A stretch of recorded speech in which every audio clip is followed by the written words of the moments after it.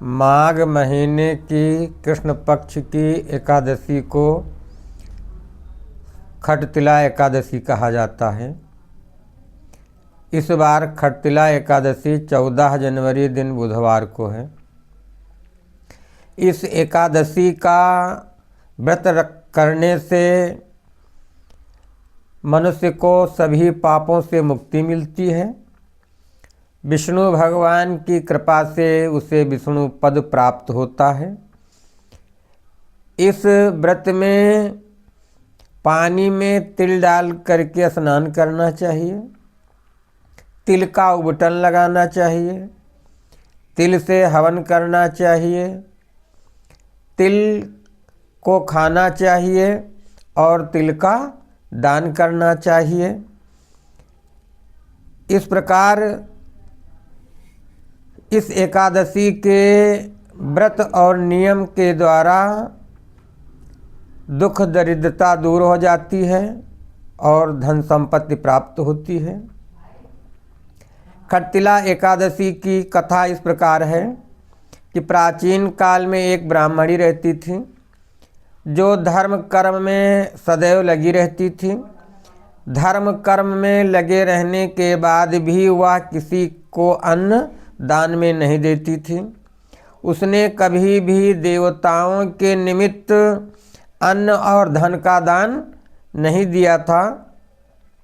उसकी पूजा से भगवान विष्णु बहुत प्रसन्न थे।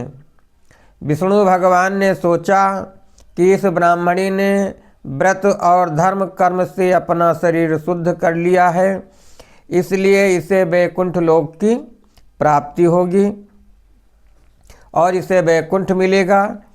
इसने अपने जीवन काल में कभी अन्न का दान नहीं किया है, ऐसे में वैकुंठ में भोजन इसे कैसे मिलेगा। इसलिए भगवान विष्णु ने एक दिन साधु का वेश बनाया और उसके दरवाजे पर भिक्षा मांगने के लिए गए तो उस ब्राह्मणी ने भिक्षा के रूप में उसे मिट्टी का एक ढेला दिया। भगवान विष्णु उस मिट्टी के ढेले को लेकर के वैकुंठ लोक में लौट आए। कुछ समय पश्चात जब उस ब्राह्मणी की मृत्यु हुई तो मृत्यु के पश्चात वह वैकुंठ लोक में पहुंची। वहाँ सभी प्रकार की सुख सुविधाएं थी, किंतु उसे अन्न नहीं मिला।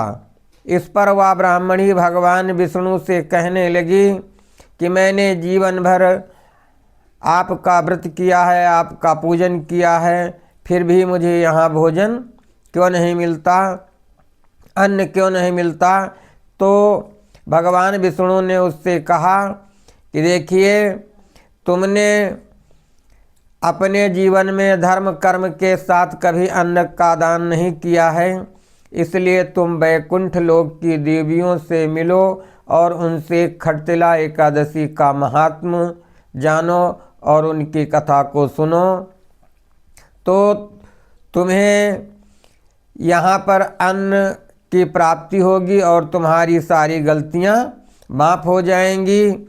इसके बाद उस ब्राह्मणी ने वैकुंठ लोक की देवियों को बुला करके खटतिला एकादशी का महात्म्य सुना और उसकी कथा सुनी।